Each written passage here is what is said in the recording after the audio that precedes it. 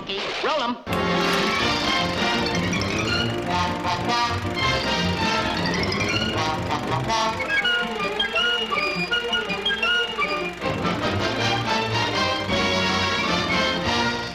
Well, here I am. Hey, just a cotton-picking minute. This don't look like the Coachella Valley to me.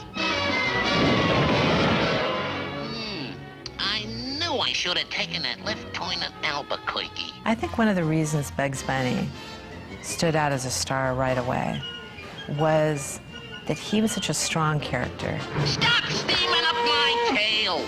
And I think people would go into the theater and they'd see this character getting away with things they'd love to be able to do and saying things to people they'd love to be able to say. Yeah, you wouldn't be so tough if you weren't wearing a uniform. Oh, I wouldn't, huh? Right on. Left the jaws. Yep, I guess you would, all right. He was just an arrogant, flamboyant character. And audiences love that. They take to that. Can you imagine anybody acting like that? I think Bugs is very clever. He can outsmart any character or anybody. He can get in a lot of trouble and come out smelling like a rose. He absolutely wins the day, but on his own terms. And he can do it his own way. And I think as an audience, we love to watch that. How does he do it?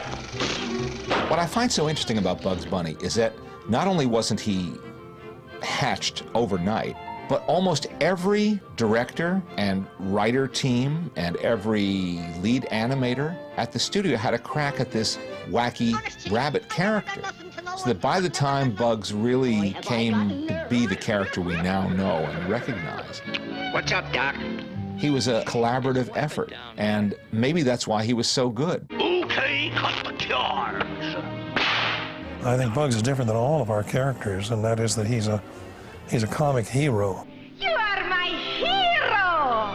And that in all my films, I tried to have the feeling that he was put upon, that he was minding his own business, and was really not interested in being an aggressive character until somebody comes along and tries to do him hurt. Of course you realize this means war. Bugs Bunny, my dad's favorite character. How did it happen? When they showed him a picture of Bugs, he had these big buck teeth. And my dad said, well, he's gonna have to talk like this because the teeth are just sticking out of his mouth so much. So Bugs sounded completely different. He had a voice like this. And Dad said, let's put the teeth back in the head. What do you mean, wabbit? And his voice became higher, and he took a little Brooklyn and the Bronx together and melded them to sound a little New Yorky. Mel Blanc gave him a great character. This, what's up, Doc? The way he said it. And, what's up, Doc? What's up, Doc? What's up, Doc? What's up, Doc? And so we're watching him, seeing a recording session, and then we try to animate it just like that. Persistent little cusses, ain't they? They knew they had something with Bugs Bunny because the audience reaction, the feedback from the exhibitors was huge. They wanted more of these rabbit hunt pictures. They wanted this character, and Bugs Bunny became a superstar. Yes, now, what's cooking, Lolly? They ended up doing 170 theatrical Bugs Bunny cartoons, something like that, and they put him in fairy tales, they put him in historical situations, they put him in all time periods. But that's the thing, Bugs Bunny was so universal. He could fit into all those places, or he could bring the American spirit into all of those places, the American point of view to old England, or down under, or the North Pole, or outer space. I think that's what made Bugs what he is. He had a lot of energy and a lot of drive to him. Okay, all clear.